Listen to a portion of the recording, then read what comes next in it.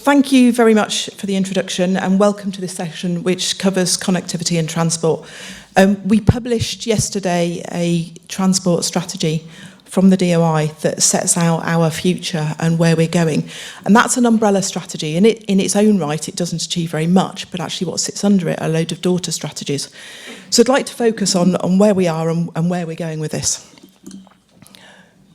Our island plan made a commitment. It commits us to developing a safe and accessible system that supports economic and population growth and decarbonises our transport. So there's a lot in there. We need to focus on that safety and accessibility, but what we know is that transport is a key enabler of economic growth.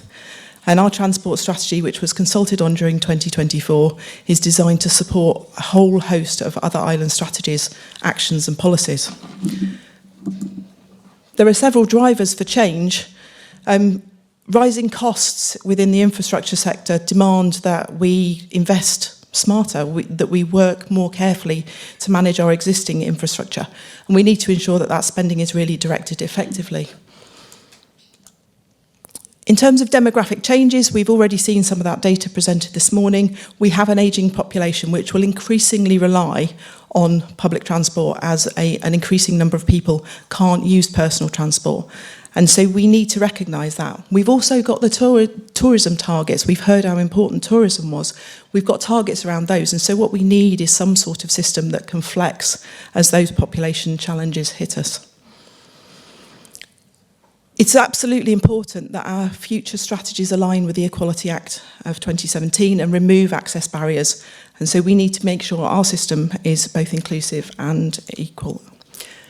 Our built environment's really, really important to us, and what we know about our streets is they act both as movement corridors, but also as community spaces. And some of the narrative that you'll see in the future coming through will reset that balance. Road safety is paramount for us. This aligns with the safe systems approach that's been in play for a number of years and the road safety strategy. And obviously environmental sustainability. We are committed under the Climate Change Action Plan to be driving ourselves towards net zero, and we need to ensure that there's a just transition and that we protect our environment whilst also making sure that we can move goods and services and people around. One of the things that is quite obvious to me, and was obvious to me when I came into the department, was that actually we have a number of sectors of travel and transport that sit under the department. And there is the opportunity, of course, to integrate across those different modes. So the Department of Infrastructure sits there as the umbrella, and that's where our transport strategy sits, and that's a department-wide strategy. But sitting underneath those will be all of the individual strategies that come through for the different sectors in order to support that. One of the things we're trying to achieve is that our infrastructure planning is compatible with sustainable travel hierarchy. So that prioritises walking and wheeling over cycling and cycling over public transport and EVs and car sharing over internal combustion engines. And it's a well-established framework that we've had in play for a number of years, which prioritises investing in those less harmful environmental activities. So what we need to do is to use our strategy to inform our future direction. And the vision is that we'll have something that's safe, sustainable, accessible and equitable. And that is there to support the whole of our community. We need to be agile, we need to be responsive to emerging technologies and to emerging needs. The principles behind this strategy are fairly obvious, I would think. We obviously need to prioritise our high impact investments. We look to ensure that we've got access to jobs and services and to maintain economic opportunities in all the regions of the island and not feel that we've created some black spot or some hole in our provision. We need fair access for all. We need to include disabled and older people and their ability to access goods and services and places as well. We need to look at cost-effective options that ensure that all of our communities remain supported and that we support a thriving economy. And then we need to align all of that with our land use and development, and we need to look at the environmental impact, and we are looking towards reducing emissions. In terms of connectivity, I just wanted to put these up because I think sometimes it's missed just how much the DOI already does provide. We know it's vital for economic growth and social inclusion. We're responsible for this, the road network as shown here, and the bus network, as well as airports and harbours infrastructure. So our strategy is designed to support the internal and external links for the island. I want to take you through a little bit of what we're doing. So in terms of highways, this is where we are currently. We have 960 miles of road that we need to maintain, about 600 miles worth of payments. We've done a significant amount of resurfacing roads. We have an ongoing programme which commits us to significant spending every year in terms of maintaining and developing those roads. I always think that the Department of Infrastructure probably has an impact on everyone's lives every day, only you don't notice when we get it right. You notice when you've had to sit in traffic lights because we're digging up the road and you get cross with me, but you don't notice when the road is nice and smooth and you fly along it. The people living there do because they tell me about the speed on the road as you fly along it. But so we're always caught between a rock and a hard place in this, but we are committed to a significant annual spend, both within our revenue budget and our capital budgets.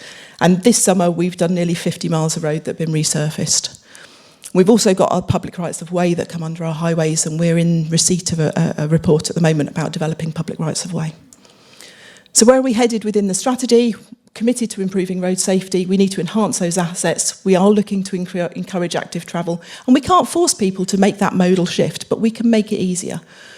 We already have legislation in place that allows us to develop automated transport when that comes online, and we're looking at new technologies that will do things like change the traffic lights when the volume of traffic changes. Seems really obvious, but actually having that responsive network will help move people around. In terms of bus vanning, oh, it's a bus to the sound, by the way, just like to point that out. Bus vanning is incredibly successful. We carry over 3.5 million passengers every year, and nearly 600,000 children go to school by the bus. We run 75 routes, which I think always surprises people, with 70 buses, just over 100 drivers. And the last bit there, the castle curbs bit, is important. This is about us increasing our accessibility. Castle curbs are those raised curbs that you might have seen. It's not just as easy as installing a curb, you have to install the pavement that runs up to it in order to get access to it as well. So we are committed to improving accessibility onto our network. We are due to deliver a bus strategy. It was consulted on about a year ago, and that will look at improving both that accessibility and the guidance for people about where those accessible stops are. And it's not just about the bus stop being accessible. We need to have dip curbs so you can get away from the bus stop. I'm not sure delivering somebody to a bus stop and leaving them there would be very popular.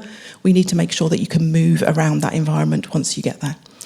We are looking to increase the public transport use, that's one of our targets, and to offer an alternative to private cars. And this is important both for our visitor economy, but it's also important for the hospitality sector. Getting the bus home after a night out should be an easy thing to do. We're looking to develop bus passenger facilities in Douglas. We will be looking to significantly improve those and to include digital information so that you can finally see when you're waiting at the stop just how long you're going to have to wait for. In terms of harbours, we've got 3 commercial ports and 6 further ports that we operate, just over 1,500 recreational boat users, and they're important to us, and over 100 commercial operators. So that includes our fishing fleet as well as our freight. The transport strategy commits us to supporting sustainable logistics and freight and looking at new technologies, and there will be a harbour strategy that sits under this that looks to develop that, and the harbour strategy will be looking to also recognise the pressures from other commercial operators around the land on our harbours as well. So it's not just about what happens on the water on the quayside, but it is all of that land around the harbours and how we best use it and support business. In terms of the airport, you've got a presentation coming up on the airport. I just wanted to celebrate the success story that it is at the moment and set some numbers around this. We have just over 100 members of staff in the airport, and we're really responsible for the infrastructure side of things. So we've made significant investments around the runway and the lounge and in security, but you'll be hearing more about that, I'm sure. In our strategy, we need to make sure that we've got better connections to the airport from bus services. So the new service that runs from Peel to the airport and then down to the south is a key part of that. And we need to get that service so it's running earlier in the morning and it meets those early flights. But it's there now and we can expand on it. We're looking to decarbonise, we're embracing new technologies down at the airport. And we're also significantly stepping up how we do with accessibility support through the airport. There are some changes to governance coming through as part of the DOI reform package. When we look at rail and tram aren't part of our commuter services as such, they're seasonal services, and we see them very much as part of our visitor economy and our residents' leisure activities. But they're remarkably successful in terms of how many passengers they're carrying. And they've been developing significant additional offerings. We've been trialling out the dining events and going to the summit. Although I must admit, every time I've been to the summit, I can't see anything because the clouds come down. Them's the breaks. I'll keep trying until I can actually get the view. We are looking to bring a business case forward for the horse tram reinstatement across to the sea terminal, and that will tie in with the new bus passenger facilities that we're anticipating land there as well, so it will become a connected hub rather than just the sea terminal that's sat there on its own next to the ferry. So the aims of our strategy: improving road safety, improving accessibility across the network, decarbonising the system as much as we can, and supporting the infrastructure that goes with that. In the UK, they have a target for how many EV points they're installing that they've been working towards. We don't have quite the same sort of targets. Improving public health by enabling active travel and making people feel safer in the environment so that they feel that they can actually get out there and walk or cycle. Making the best use of our existing infrastructure, because we need to maintain that. And supporting sustainable population growth, both in our visitor economy and in our residents as well. So we know that we need to move people around so that they can get to your businesses, whether as customers or as workers, and we know that we need to move people around so that they can access the services that the island provides for them. Allied to that, we are committed to developing our transport infrastructure. We have longer term plans in place for how things are going to move, and those our umbrella strategy underpins all of the daughter strategies that will come through and develop those further. We are prepared for future technologies. I attended the Isle of Man Maritime Conference recently, and we started talking about electric boats and the charging points for electric boats. I was always taught electricity and water don't mix, but apparently it's okay. But we look to seeing that develop as well, and that's part of a green corridor that's going to be developing between Liverpool and Ireland, and we're part of that corridor and that route. So there's some really exciting developments to come there. We're looking to increase transport options and give people a choice, and I think that's the really important thing here. Is I can't force modal shift, as I said earlier, but what I can do is I can increase the choice, I can increase the availability, and so I can make it that it's a suitable option for you at the time that you want to travel. And to increase that connectivity, both internal and external. Oh, and there they are. These are all the things that we've been working on. I just wanted to put them in there because actually the DOI has a small but very, very hard-working workforce.